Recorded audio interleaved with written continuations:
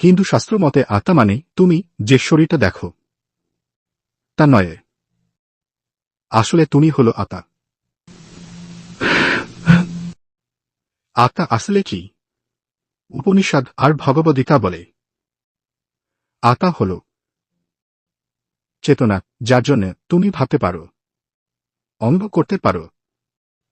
অবিনাশী, শরীর পুড়ে যাবে, কাটা যাবে, তবুও তার কিছু হবে না।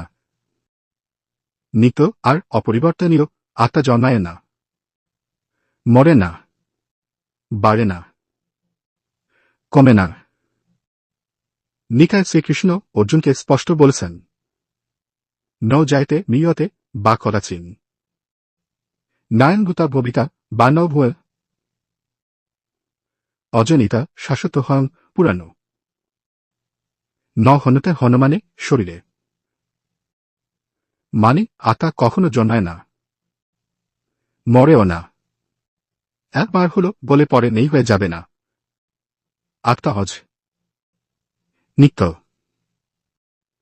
শাশ্বত, পুরাতন। শরীর মরলেও আত্মা মরে না। তাহলে আত্মার কি মৃত্যু আছে? না, নেই। শরীরের মৃত্যু হয়,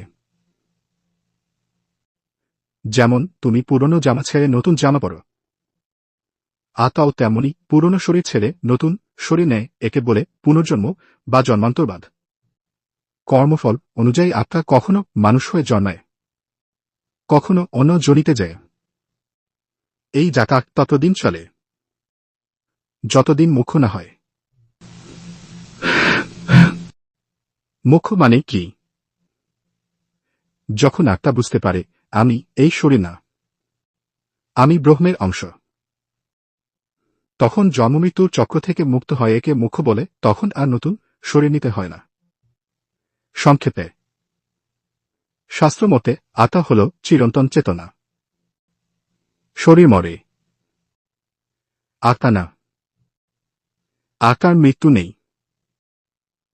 শুধু শরীর বদলায়, আর বারবার বদলানো বন্ধ হয় তখন, যখন আত্মা নিজের আসল স্বরূপ ব্রহ্ম জেনে ফেলে।